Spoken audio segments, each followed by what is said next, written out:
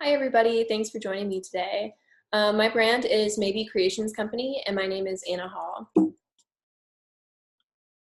Maybe Creation Company knows that a garment made ethically is a garment made beautifully. We strive to make our sophisticated and textile-rich clothing as socially responsible as possible and promise to be transparent every step of the way. For our trend research, we've decided that we want to go for a very sophisticated silhouette. This includes a 3:2 ratio, repeat texture elements, a midi-length skirt or dress, drop waist, especially when it runs into these pleats here. We're really excited about this silhouette and this silhouette. We're focusing on a monochromatic color scheme because we feel it elongates the customer and makes for a more sophisticated look. And we're also going for vertical visual elements. So herringbone here or this rib knit, again, like this braided texture here, we think it elongates the customer and really helps to make it more sophisticated. Additionally, we include a lot of layers in our looks. So some of our competitors are Paul & Joe, Christian Wijnitz, and Sylvia Chirasi. A lot of the competitors that share our same aesthetic are based in Europe, which is an advantage for us because it is easy to find these kind of like effortless, fun, interesting silhouettes over in Europe, but not so much here. So we think that there's definitely a void that our brand can fill. Textile trends are extremely important to us. Our brand is focusing on making really unique textiles to incorporate in our collection. And these textiles are made by women in third world countries, and they will be paid fairly and they will be protected. And we think that our customers can be really excited about this handmade appeal. For the textile trends that we want to focus on for this collection, we're going to do a lot of chunky weaving, for example, here. And then in the future, we really want to dive into macrame as well.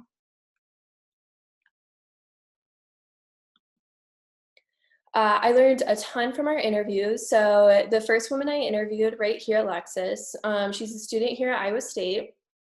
An important quote that I found from her is, I would say that I definitely know the trends, but I don't typically follow them. I like to have my own style, and if a trend fits in, that's great, but if it doesn't, I won't buy it. This was really standard across all the interviews I did. They're very trend forward, but they don't feel like they have to follow them. They're not afraid to be a trendsetter. Jessie Tompkins, she's a marketing director. She's 35 years old. She's a young mother. She says, sometimes when I'm shopping at Target, I will pick up a dress for $30, but I also like to buy really nice stuff sometimes too. I can spend $300 on a dress and not really think about it, especially if it's high quality. Again, this is really standard for people who shop contemporary brands because they're willing to go across all different types, so from Target to a brand like ours. And then Devayani Patil, she's 22 years old, and an important quote from her is, I've been traveling my whole life, so I really like to learn about different cultures and food. Again, this was standard across all interviews. All three of them had lived abroad at some point, and they all listed traveling as one of their most important aspects of their life. Up with their career, family, and friends, travel was a big component. They just really like to explore and find new things, and that definitely translates to their fashion style. All right, so I named my customer Emily. She's a marketing agent in Chicago. She makes about $60,000 a year. She and her fiance are moving to the suburbs, so she's busy planning her wedding, getting ready to start a family. She really cares about cultivating her personal brand. She has a social media presence, and she's willing to purchase expensive items if she has an event in mind and if she knows they're high quality. So looking at her budget here, so most of her money is on rent, some saving, and then larger percentage on clothing than typical. But it is important to note that typically this customer, I found from my interviews, is not spending her own money on the clothing that she would buy at Maybe Creations Company. It is typically a gift from either her parents or her significant other, especially if there is an event coming up. I have found that they are willing to purchase it for them.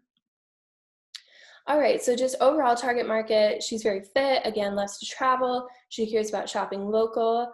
and supporting the environment and supporting people near her, which makes me think that she will be extremely excited about our handmade textiles.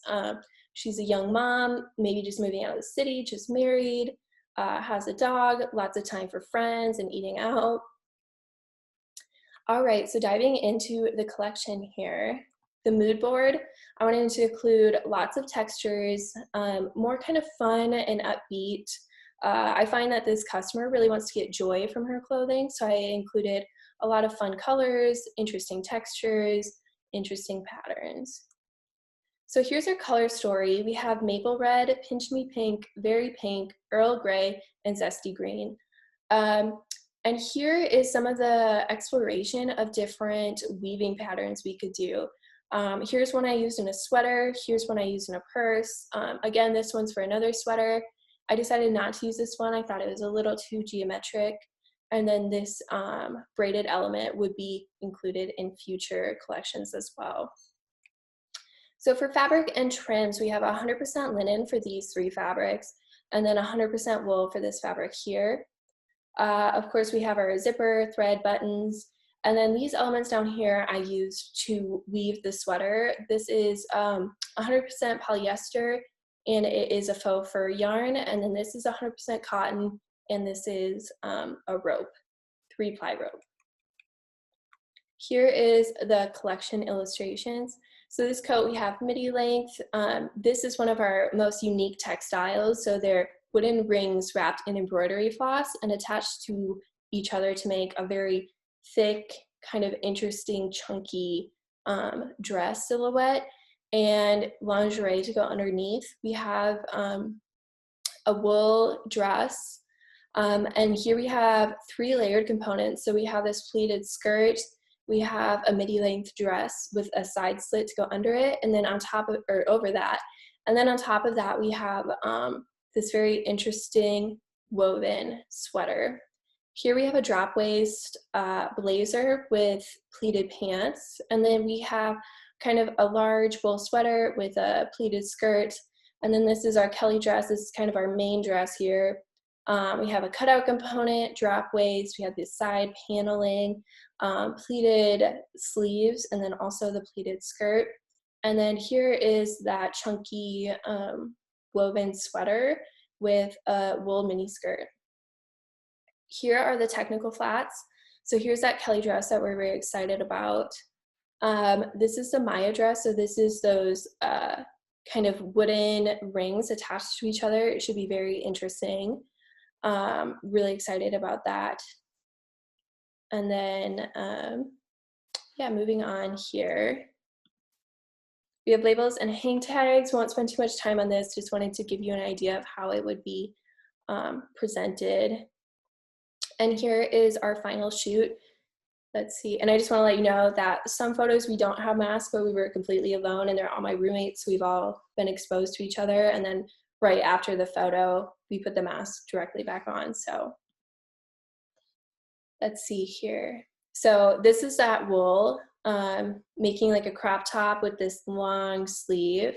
Here's the Kelly dress with the cutout. And then here is the chunky knit sweater with the mini skirt. And then here's just a more clear view of each silhouette. Yeah, here's this woven component, lots of pleats here. Here's a purse that I wove to go with it. I imagine her like going to the farmer's market, putting flowers or fresh vegetables in there. And then here is that last look again with the pleats and the drop waist. Just more detail photos here. The Kelly dress has a keyhole in the back, which is a fun surprise element. The chunky sweater that we are very, very excited about. And thank you so much. I look forward to hearing your feedback.